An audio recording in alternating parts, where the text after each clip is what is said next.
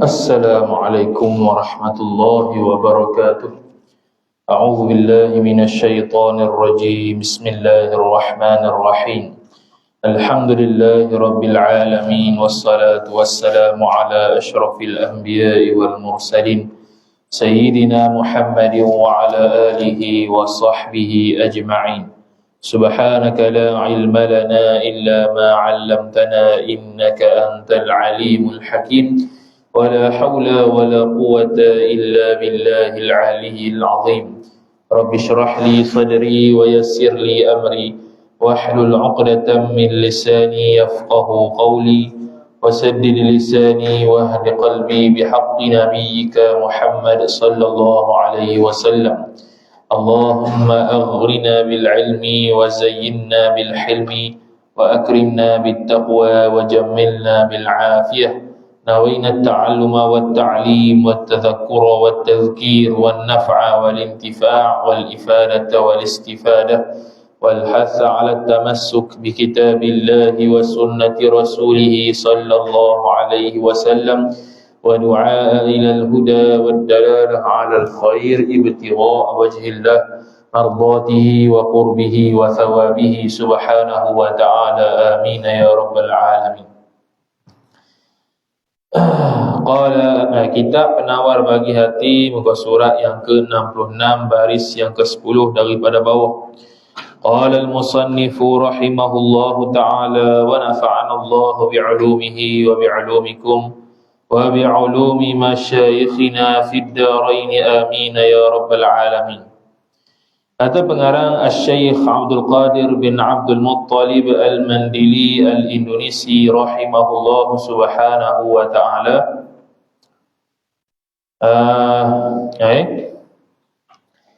Kata dia, dan bermula orang yang lemah, yang taksir ia pada segala pekerjaan, mereka yang memperikutkan ia akan dirinya, akan keinginan. Jadi sambung perbahasan berkaitan dengan taubat, dan dia membincangkan sekarang ini faktor yang keempat, kenapa orang payah nak taubat. Kenapa orang payah nak taubat? Maka dia di bawah poin ataupun pembicaraan berkaitan menjanjikan ia akan dirinya dengan kemurahan Allah. Sekarang dia sambung, dan bermula orang yang lemah, yang taksir ia orang. Taksir ni cuan. Cuan pada segala pekerjaan, pada segala perkara. Mereka yang memperikutkan ia mereka tu akan dirinya, diri mereka akan keinginan. Jadi mereka ni orang yang cuan. Cuan lagu mana? Mereka ni ikut hawa nafsu mereka dalam melaksanakan maksiat. Jadi mereka ni lemah. Kerana tak dapat menegah diri mereka sendiri daripada melaksanakan maksiat. Dan bila mereka lemah dan tidak dapat menegah diri mereka, mencegah maksiat, bahkan mereka mengikut hawa nafsu mereka membuat maksiat, maka itulah dipanggil cuan. Cuan. Jadi dalam Quran sebut dah perkataan al-khasirin, orang-orang yang rugi. Wal 'asr innal insana lafi khusr. Sesungguhnya manusia itu dalam kerugian. Semua rugi belaka. Illal ladzina amanu wa 'amilus solihat. Kecuali orang yang beriman dengan Allah dan orang yang mengerjakan kebaikan, bukan mengerjakan maksiat. Illal ladzina amanu wa 'amilus solihati wa tawasaw bil haqqi wa tawasaw bis sabr. Dan orang yang saling menasihati dengan kebenaran dan orang yang saling menasihati dengan kesabaran. Empat orang tu tak ada rugi. Jadi orang yang buat maksiat rugi. Masuk dalam taksir tu dalam surah Al-Asr yang kita selalu baca. Maka tiada menegah ia seorang akan dia akan seorang diri seorang tu daripada yang diharamkan. Dia maksiat ni dia ada haram sampai tahap kufur. Dia ada haram yang berdosa sahaja tidak kufur. Dua. Dan ada yang dilarang oleh syarak tapi tak dosa, dia panggil makruh. Dan ada yang tahap makruh yang dosa tapi tak sampai tahap haram, dipanggil makruh tahrim. Empat tu. Kalau benda tu dilarang haram, ada yang sampai tahap kufur. Tu i'tiqad murtad, jadi murtad kawan tu. Ada yang haram tapi tak sampai kufur, tapi fasik. Orang tu berdosa besar. Ataupun berterusan buat dosa kecil, namanya fasik. Ataupun dia buat benda makruh, yang mana tahap makruhnya makruh tahrim dia bagi. Makruh tahrim ni dia berada di antara celah haram dengan makruh. Makruh biasa. Celah-celah tu makruh tahrim. Makruh tahrim ni dia berdosa tapi tidak sampai tahap dosa yang sama level dengan haram. Dan yang terakhirnya, dia tu dilarang syarak tapi tak berdosa kalau buat, dia panggil makruh tanzih atau makruh biasa. Makruh dengan haram ni kita kena ingat dia benda dilarang syarak. Jangan kata begini, dia makruh ya. Makruh ya, suruh buat. Orang makruh je tu tinggal. Sunat je tu buat. Bukan terbalik. Makruh ke ni dia pergi buat. So apa dia pergi buat? Sebab makruh benda yang dilarang syarak itu nafsu suka. Lepas tu dia kata, hak ni makruh ya. Dia pun buat. Hak ni sunat je tinggal. Sebab nafsu tak suka benda ibadat, benda hak dituntut syarak. Tu asal nafsu lah. Kemudian dia katanya, dan mencita-cita ia seorang atas Allah Ta'ala akan segala angan-angan. Dia angan-angan, berangan apa hak dulu dia sebut. Allah Ta'ala dengan maha pemurahnya, dengan maha pengampunnya, dia akan ampun dosa kita walaupun banyak dosa kita. Walaupun kita tak bertaubat. Dia duduk anggap gitu. Saya duduk berasa gitu. Aku tak taubat tak apa, kita mengharapkan Allah Ta'ala yang maha pemurah, maha penyayang, maha pengasih, maha menerima taubat, maha pengampun. Dia boleh mengampun dosa aku walaupun aku tak taubat. Dia mengharapkan benda yang dia tak buat tapi dia harap benda tu. Benda yang dia tak buat, benda tu menyebabkan dia diampunkan Allah tapi dia harap ampunan Allah. Tu dia panggil dia kena makrullah. Makrullah ni asalnya kalau terjemah tipu daya Allah. Tipu daya Allah tu bukan Allah menipu, bukan. Kata Syekh Nawawi Al-Bantani rahimahullah, tipu daya Allah dalam Quran tu makrullah tu maksudnya ialah Allah Ta'ala beri nikmat kepada dia tapi dia makin jangkau dengan Allah Ta'ala. Allah Ta'ala bagi segala benda kepada dia tapi dia makin buruk adab dengan Allah Ta'ala. Allah Ta'ala bagi segala karamah benda pelik pada dia tapi dia lagi jauh daripada Allah. Tu makrullah. Tu maksud tipu daya Allah tu, bukan Allah menipu macam kita. Karena Allah membiarkan dia dalam kesenangan, dalam keadaan yang sama dia masih mengingkari Allah. Allah membiarkan dia, memberikan dia karamah, benda pelik-pelik, benda yang hebat-hebat, tapi dia tetap canggah dengan Allah Ta'ala. Dia lagi jauh dengan Allah Ta'ala. Itu makrullah. Itulah yang kita panggil tipu daya Allah tu, bukan Allah nipu, kan?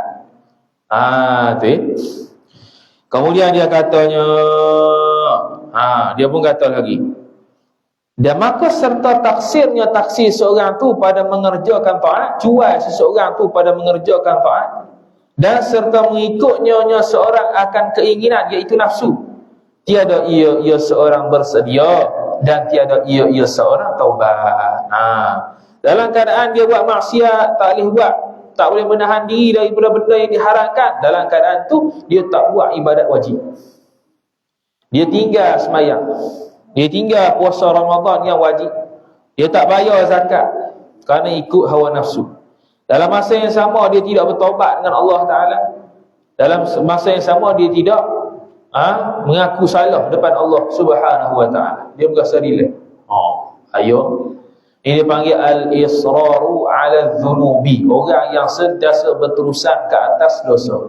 Orang yang sentiasa berterusan ke atas dosa, kata Habib Abdullah bin Husain bin Tahir rahimahullah dalam Sulam At-Taufiq, ni salah satu penyakit hati. Salah satu penyakit hatinya berterusan buat dosa. Sama ada dosa kecil atau dosa besar. Dosa kecil pun dah macam tu dah, dosa besar lagi ya. Wal'iyadu billah. Bahkan mencita-cita ia seorang atas Allah Ta'ala akan ampun Allah dan maafnya Allah. Dia taksir, dia cuba buat ibadat, dalam masa yang sama dia mengharapkan Allah ampun dia. Ada kita pernah jumpa, saya tak tutup aurat dah, tua dah, pakai tudung panas, Allah pun faham kata gitu. Dia ingat pok dia, dia ingat Tuhan tu pok dia. Cakap gitu. Tu orang dah nak mati dah tu. Bukan orang muda-muda lagi, orang tua dah. Tinggal berapa hari, sehari dua lagi nak khatam dah hidup. Masih boleh cakap gitu.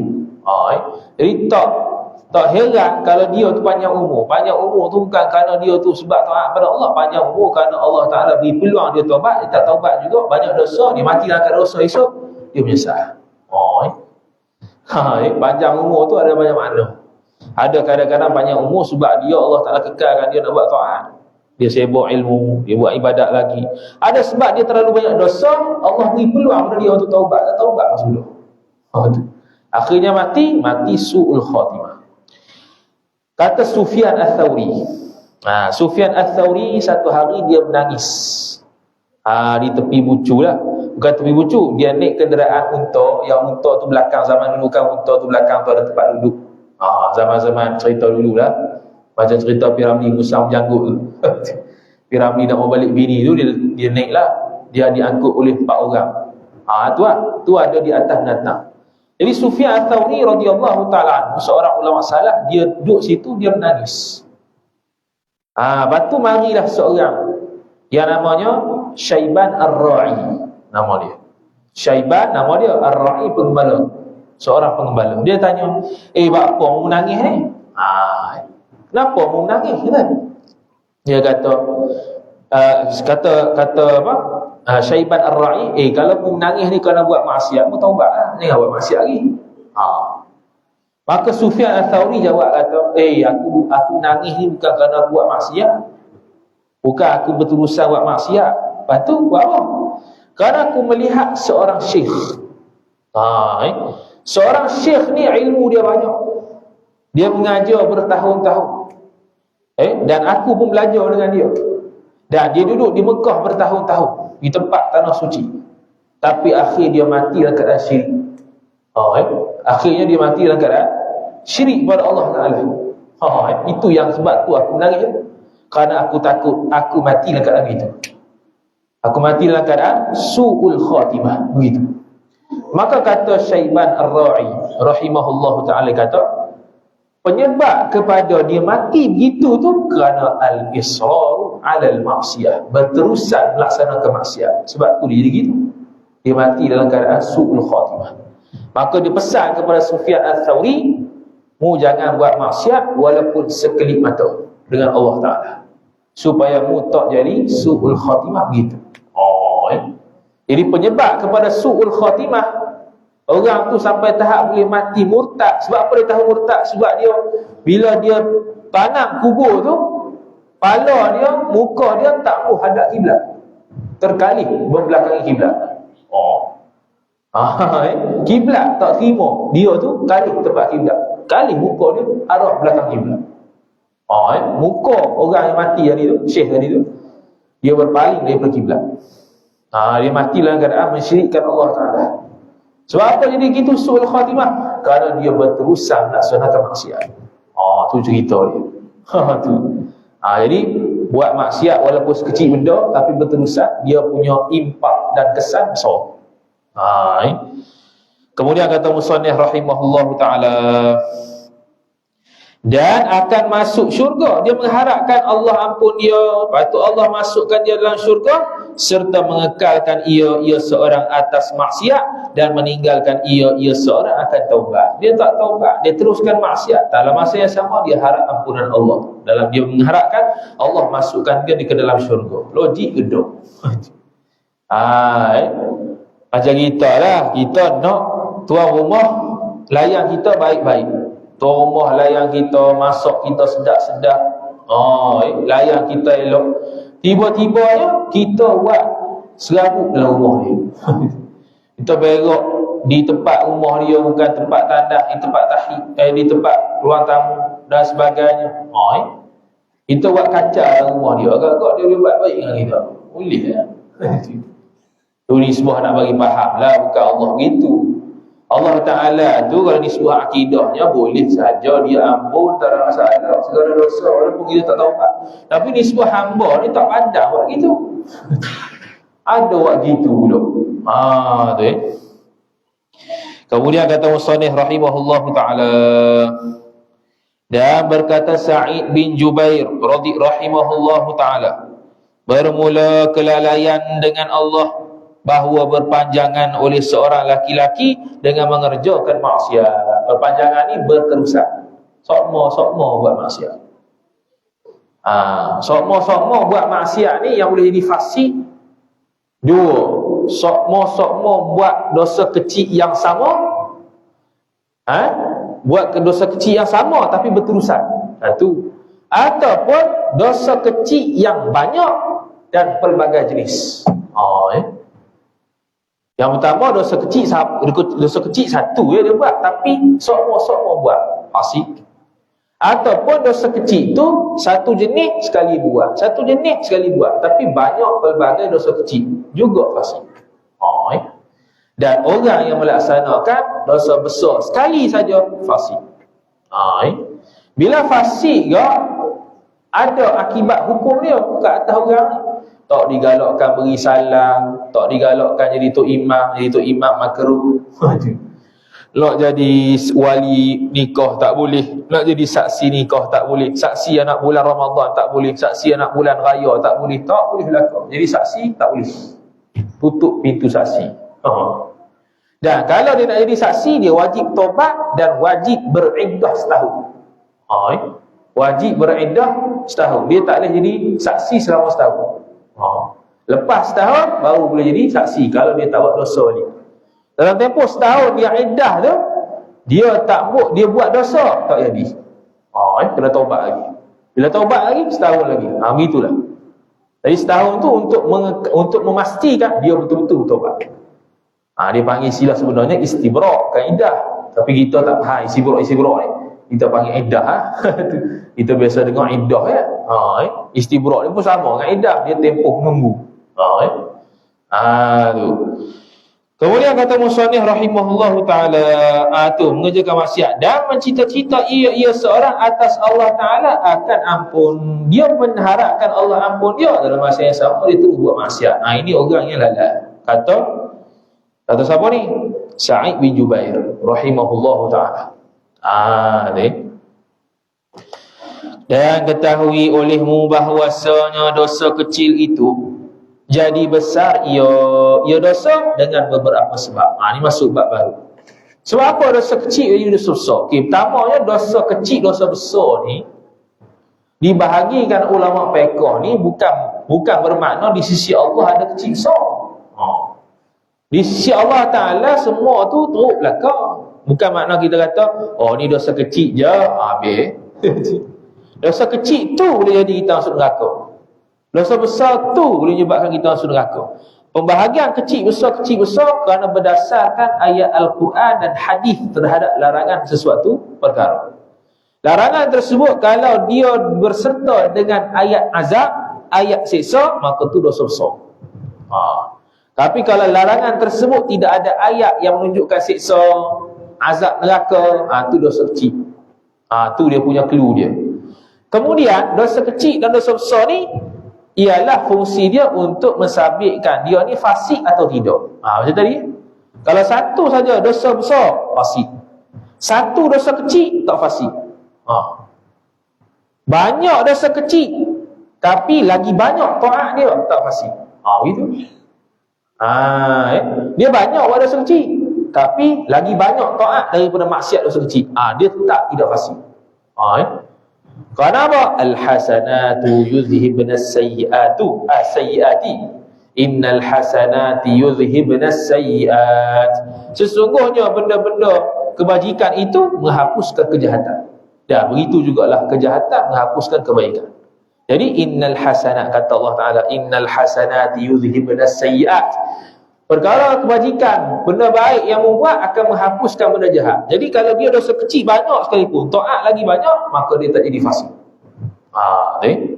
Kita sendirilah ukur. Dalam sehari-hari hidup ni, kita banyak dosa kecil ke banyak buat taat? Ukur sendiri. Tapi kalau dia buat dosa kecil berterusan dan lebih banyak daripada taat, dia fasik. Tapi kalau dia buat dosa besar sekali saja, tak baik dah. Dia ni buat jahat, dia buat baik banyak ke sikit ke, satu dosa besar fasik lalu. Gitu. Dan ketahui, apa sebab-sebab boleh jadi dosa besar?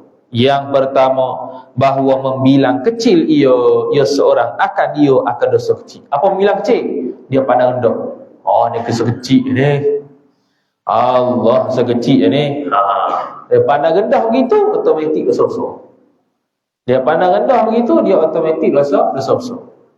Contoh dosa kecil apa dia? Cium orang perempuan. Orang perempuan yang bukan mahram. Cium dia, kita pun kata, ni dosa kecil je, jadi dosa besar, fasik dah. Yang dosa besar tu zina ya. Hak sentuh dia, tengok dengan syahwat, cium dia, tu dosa kecil. Tapi kalau pandang rendah, ni dosa kecil je, automatik dosa besar. Dan menghinakan ia seorang akan dosa kecil. Dia hina, pandang rendah, pandang lekeh, samalah. Maka automatik dia akan jadi dosa besar. Kalau pandang lekeh dosa besar, lagi besar. Maka tiada peduli ia seorang akan dosa kecil, dan tiada duka cita ia seorang dengan sebab buat dosa kecil. Dia tak berasa sedih. Patutnya dia berasa sedih. Para sahabat Nabi sallallahu alaihi wasallam, ulama salaf, bukan setakat buat dosa kecil, tertengok perempuan yang tak tutup aurat saja dia berasa dosa. Padahal tertengok orang tak tutup aurat itu tanpa sengaja tak dosa. Jadi dia berasa dosa. Dia panggil hasanatul abrar sayyiatul muqarrabin. Orang baik buat baik, tapi di sisi orang dekat dengan Allah dia rasa jahat. Tengok saja tapi rasa dosa. Kita tengok dah sengaja tak dosa lagi tu. Rasa relax lagi. Jeng gitu. Kemudian yang kedua, sukacita ia seorang dengan dosa kecil. Dia suka buat dosa kecil. Bila dia buat dosa kecil, dia berasa suka, automatik dia dosa besar. Dan bermegah-megah ia seorang dengan dosa kecil. Dia berasa bangga dia buat dosa kecil. Sudah. Berasa bangga dia buat dosa kecil, automatik dia dosa besar. Dia khabar ke orang, aku buat sekian-sekian. Yang mana sekian-sekian tu dosa kecil. Khabar ke orang kadang rasa bangga, automatik dia dosa besar. Jadi dosa kecil sebenarnya banyak, dosa besar tu sikit kan. Tengoklah kitab Al-Kabair, Imam Az-Zahabi rahimahullah ta'ala ada himpun dosa-dosa besar.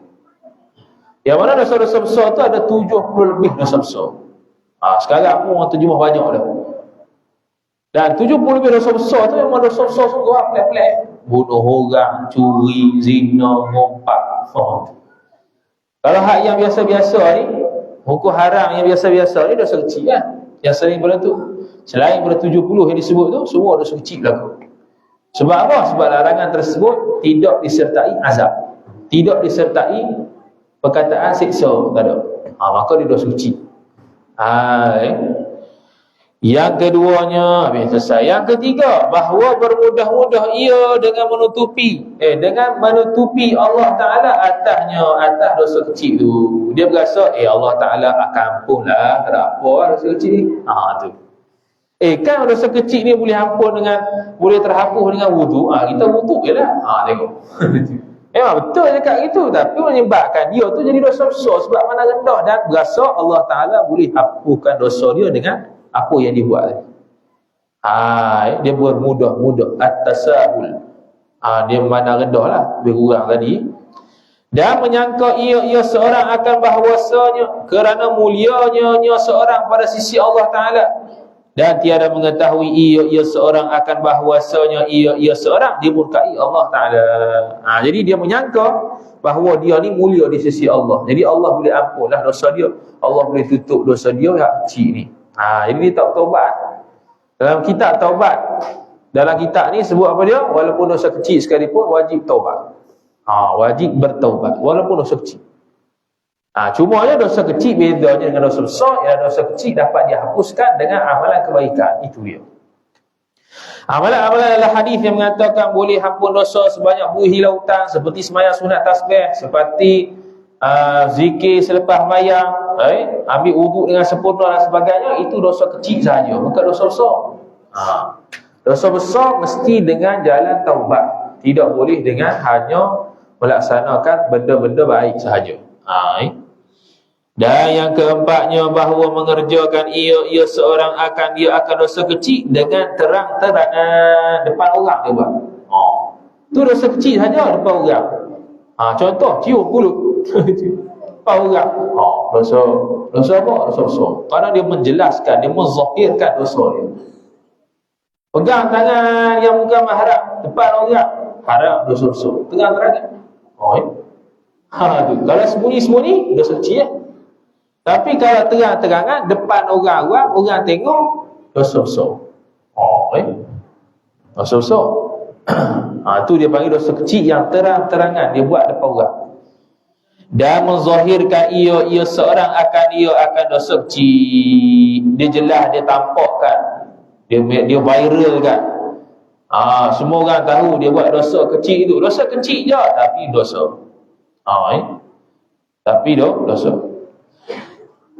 Dan menyebut ia seorang akan dosa kecil tadi. Kemudian daripada mengerjakan ia seorang akan dosa kecil. Dosa kecil dia dah buat dah, dia kabur ke orang. Tadi aku pegang kawan ni sekian. Tadi aku semayang, tadi aku puasa Ramadan, aku minum tadi. Dia kabur ke orang. Tapi minum sehari bulan Ramadan, dosa besar. Tu buatan puasa tu. Tu contoh lah kita kata tu dosa kecil. Jadi dosa besar sebab apa? Sebab kita kabur ke orang. Kita memberitahu pada orang dosa kecil yang kita buat. Lepas tu tak boleh memberitahu pada orang dosa yang kita buat, walaupun selepas taubat tak boleh. Kerana itu keaiban diri kita. Dosa ni satu aib, bukannya satu kesukaan. Dia berasa bangga pula dia buat dosa. Tak. Dia berasa patut. Dia tak patut berasa bangga buat dosa, tak patut berasa bangga buat kebaikan. Tak boleh. Dua-dua tak boleh laku. Kalau dia berasa bangga dia buat kebaikan, jadi ujub pula. Berasa bangga dia buat maksiat, dosa pula. Tak boleh laku. Tak boleh bangga mana-mana. Bangga buat maksiat tak boleh, bangga buat baik tak boleh. Cumanya kalau buat kebaikan tu kabur ke orang atas dasar untuk supaya orang tu buat juga macam dia buat amal soleh, boleh lah. Niat gitu. Bukan niat untuk menunjuk ke orang, niat supaya tarik dia, tak apa. Sabda Nabi sallallahu alaihi wasallam, kullu ummati mu'afan illa al-mujahirina wa inna minal jihari an ya'mala ar-rajulu bil-laili 'amalan ثم يصبح وقد ستره الله تعالى فيقول عملت البارحة كذا وكذا وقد بات يستره ربه ويصبح يكشف ستر الله عنه. Hadis riwayat Bukhari Muslim. Hadis sahih. Artinya tiap-tiap umat aku dimaafkan daripadanya, daripada tiap-tiap umat, yakni tiada dosa bagi mereka itu, Allah ampun. Bahkan dosa yang kita buat ni sebelum ditulis di dalam kitab kita ni, malaikat tak tulis segera bila kita buat dosa. Dia tangguh beberapa jam. Bila kita buat satu dosa, dia tangguh beberapa jam. Sebab takut kita bertaubat dah. Bila taubat tak tulis. Selama beberapa jam itu kita tak taubat juga, baru tulis. Lepas tu kita buat dosa, taubat segera tak tulis. Kalau taubat lambat, dia dah tulis dah. Lagi lambat, lagi kau dosa, dia punya taubat, dia tak taubat. Dia patut taubat, dia tak taubat. Lepas tu kalau buat dosa, malaikat tak langsung tulis. Tapi kalau kebaikan, kita buat pahala, langsung tulis. Tu beza dia. Kita buat kebaikan, ibadat, langsung tulis pahala. Kalau kita buat kejahatan, tak tulis pahala, tak tulis dosa lagi, malaikat selepas beberapa saat dan jam. Dia tidak taubat juga, maka Allah Ta'ala akan tulis. Maka malaikat akan tulis dosa dia. Lepas tu dia taubat. Bila taubat, padam balik. Itu. Kemudian dia kata, melainkan yang berterang-terang dengan maksiat, tiada dimaafkan daripada mereka itu. Orang yang terang-terangan buat maksiat. Terang-terangan buat maksiat ni, buat maksiat depan orang. Depan khalayak ramai. Tu maksiat terang-terangan. hak tu tak diampun dosa Allah Ta'ala, bahkan tu jadi dosa besar. Maka dia kata, dan setengah daripada menzahirkan dan menerangkan maksiat itu, bahawa mengerjakan oleh seorang pada malam akan pekerjaan yang jahat, kemudian masuk ia seorang pada masa pagi-pagi, pada ketika menutupi Allah Ta'ala akan dosa yang jahat tadi, maka berkata ia seorang, aku kerjakan semalam bergiam-giam. Dia buat maksiat pada malam hari, tiba-tiba pagi-pagi Allah Ta'ala tidak membuka aib kesalahan dia tu pada orang, dia pergi sendiri buka. Patutlah kita Asyik yang Anatul Talibin sebut, orang yang membuka maksiat sendiri dengan maksiat yang dia buat, hukum dia haram. Hukum dia haram. Bagi tahu dosa yang kita telah buat, walaupun telah bertobat, kerana Allah menutup keaiban dia. Bila kita buat dosa, kita bertobat, Allah tutup keaiban kita. Sebab tu kita orang lain tak tahu dosa kita. Allah dengan kita yang tahu dosa itu. Kita tinggal sembahyang, mana orang tahu? Kita tinggal sembahyang, kita dengan Allah, kita lah qada, selesai. Orang lain tahu, orang lain tak tahu. Jangan khabar korang pula, dulu aku tinggal sembahyang 20 tahun. Jangan gitu. Itu membuka aib diri sendiri. Dan sungguhnya telah bermalam ia seorang, menutupi akan seorang tu oleh Tuhannya, dan berpagi-pagi ia seorang, membuka ia seorang akan penutup Allah Ta'ala daripadanya, dengan memasyhurkan, mengkabarkan terang-terangan dosa seorang. Sama lah, waktu pagi dia buat maksiat, atau waktu malam dia buat maksiat. Tiba waktu malam, tiba waktu pagi, kemudian dia kabar ke orang. Allah Ta'ala telah menutupi dosa dia, aib dia pergi buka sendiri. Tu dosa yang tidak boleh dikabar ke orang. Tu yang keempat. Yang kelima, bahawa keluar dosa kecil itu daripada orang yang alim, yang diikuti akan dia akan orang alim. Sudah. Orang alim buat dosa kecil, dia dosa besar dah. Kalau orang alim itu ada pengaruh, sebab orang bawahan akan ikut juga. Lepas tu orang-orang yang alim ni tak boleh buat dosa terang-terang depan orang, nanti orang ikut. Contohlah, ustaz kahwin ada walimah maksiat. Contoh, walimah maksiat. Capur laki perempuan. Jadi orang-orang tengok, ni ustaz buat. Sudah. Itu apa tak boleh. Kenduri ni tak boleh nak campur gaul ni, kena pisah laki buat. Ustaz tu buat. Sudah. Ustaz tu buat. Mana apa? Diikut. Ustaz buat gitu tu dosa. Dosa dah. Asalnya dosa kecil contohnya. Jadi dosa besar sebab orang lain ikut. Jadi penyebab kepada orang lain ikut dosa tu. Habis mati hujah kita. Dia kata ustaz tu pun buat boleh. Sudah. Dia jadi ustaz tu dalil. Dalil itu Al-Quran, hadis, qiyas, ijma', istishab dan sebagainya. Dia ustaz. Tanpa menafikanlah dalil bagi orang-orang ni orang lain, tapi ialah haknya dosa tu tak ikut lah. Sebab dia bukan maksum, dia bukannya dipelihara oleh Allah Ta'ala macam Nabi, Rasul, kan. Dia memang akan buat dosa juga, tapi gitulah, tak boleh ikut pada gitu. Benda hak betul dia panggil, kaedah dia al-haqqu ahaqqu ayyuttaba. Benda hak sebenar lebih berhak untuk diikuti. Dia cakap benda tu tak betul, salah, terpaksa kita ikut jalan yang betul, walaupun kita ikut lama dah dia, tapi perkataan dia tu tak boleh pakai. Tak boleh pakai. Al-haqqu ahaqqu ayyuttaba. Benda hak sebenar lebih berhak untuk diikuti. Kemudian kata musannif rahimahullahu taala, maka demikian itu dosa besar ia dosa kecil. Dosa besar. Orang alim buat dosa kecil itu, yang dia diikuti orang ramai, dia jadi dosa besar. Sebab dia jadi penyebab kepada orang lain buat maksiat yang sama. Kerana bahawasanya berkekalan ia dosa itu, yakni orang buat sampai bila-bila, kemudian yakni selepas daripada mati orang alim tu. Sebab dia dikira sebagai dalil pada boleh dan harusnya buat benda tu. Padahal hukum dia haram, tak boleh, dosa, maksiat. Tapi dia sebabkan dia diikuti oleh orang ramai dan dia pun buat terang-terangan depan orang, maka dosa. Sabda Nabi sallallahu alaihi wasallam, man sanna fil islami sunnatan sayyi'atan kana alaihi wizruha wa wizru man amila biha min ba'dihi min ghairi an yanqusa min auzarihim syai'un. Hadis riwayat Muslim daripada Jarir bin Abdullah. Dia kata artinya barang siapa berjalan ia barang siapa pada Islam. Berjalan ni makna dia buat. Berjalan ni makna membuat. Dia buat satu benda, satu amal dalam Islam akan jalan yang jahat, yakni amalan yang jahat. Niscaya adalah atas barang siapa tu dosanya, dosa yang buat jahat. Dia buat satu benda jahat, satu dosa. Dan dosa mereka yang mengerjakan akan dia akan dosa tu kemudian daripada orang tu. Orang ikut dia buat dosa, orang tu pun dapat dosa. Dia panggil dosa jariah. Dia buat satu dosa, orang lain ikut dosa dia. Dia dapat dosa kawan tu. Bukan dia dapat dosa kawan tu, dia pun berdosa berkali ganda sebab orang lain ikut. Terbalik pula kalau kita menunjukkan amalan kebaikan dan orang buat, kita juga dapat pahala. Kita mengajar satu ilmu pada orang itu beramal dan mengajar pula pada orang lain, kita dapat pahala tu. Dia pula mengajar orang lain, beramal pula, kita pun dapat saham. Jadi ulama-ulama dapat saham walaupun dah telah mati. Sebab kitab-kitab mereka dibaca, manfaat ilmu mereka telah diambil oleh orang kemudian. Sampai kiamat, dosa mereka tetap terusan. Sebab apa? Sebab kebaikan mereka telah dimanfaatkan walaupun setelah mati.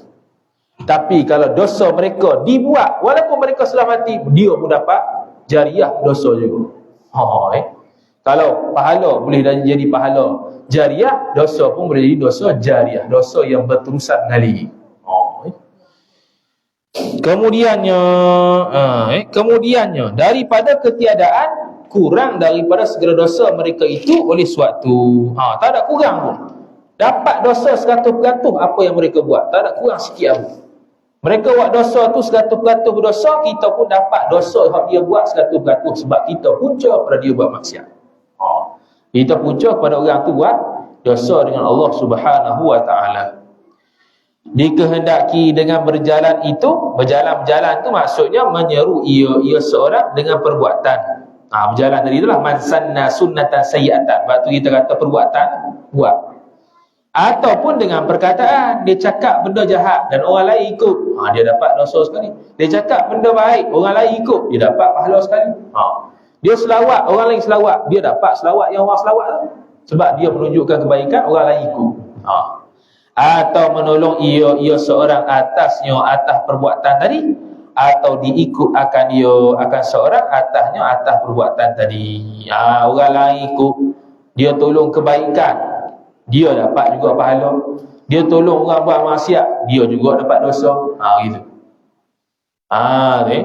Dan firman Allah Ta'ala surah Yasin ayat 12, wa naktubu ma qaddamu wa atharahum. Artinya, menulis oleh kami akan barang yang mendahulukan oleh mereka itu daripada segala amal kebaikan dan kejahatan dan segala bekas mereka itu. Tengok, Allah Ta'ala tulis kebaikan mereka, kejahatan mereka dan segala bekas mereka itu. Apa bekas?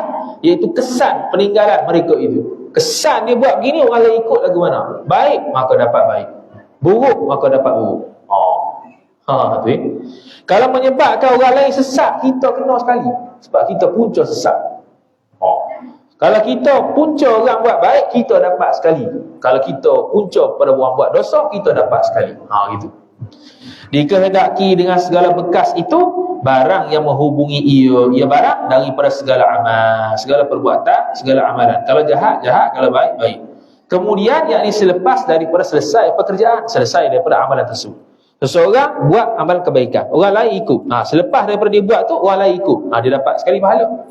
Selepas dia buat benda jahat, orang lain ikut, maka dia pun dapat dosa dia buat.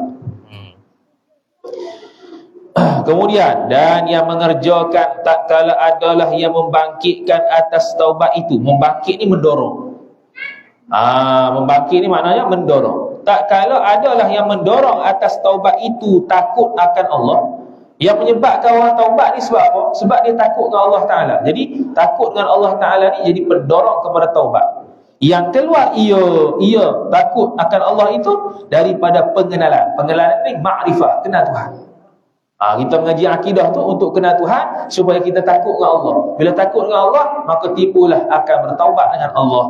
Nescaya memperiringkan oleh hamba-hamba pengarang ni akan menyatakan takut tentang Allah pula. Selepas ni sifat yang kedua, takut kepada Allah. Kerana takut pada Allah ni punca dan pendorong kepada seseorang taubat. Tanpa ada takut dengan Allah, dia tidak akan taubat. Bila tidak akan taubat, dosa dia kekal. Maka hamba pun berkata, bab yang kedua pada menyatakan khauf. Wallahu ta'ala a'lam. A'udzu billahi minasyaitonir rajim. Bismillahirrahmanirrahim. Alhamdulillahi rabbil alamin, wassalatu wassalamu ala asyrafil anbiya'i wal mursalin sayyidina Muhammadin wa ala alihi wa sahbihi ajma'in. Allahumma zidna ilma warzuqna fahma. Allahumma zidna ilma warzuqna fahma. Allahumma zidna ilma warzuqna fahma. Wa sallallahu ala sayyidina Muhammad wa ala alihi wa sahbihi wa baraka wa sallam. Alhamdulillahi rabbil alamin. Kuliah 2 minggu tak ada. Ahad depan dengan ahad minggu sekali tak ada. Kita balik kampung. Wallahu ta'ala a'lam. Assalamualaikum warahmatullahi wabarakatuh.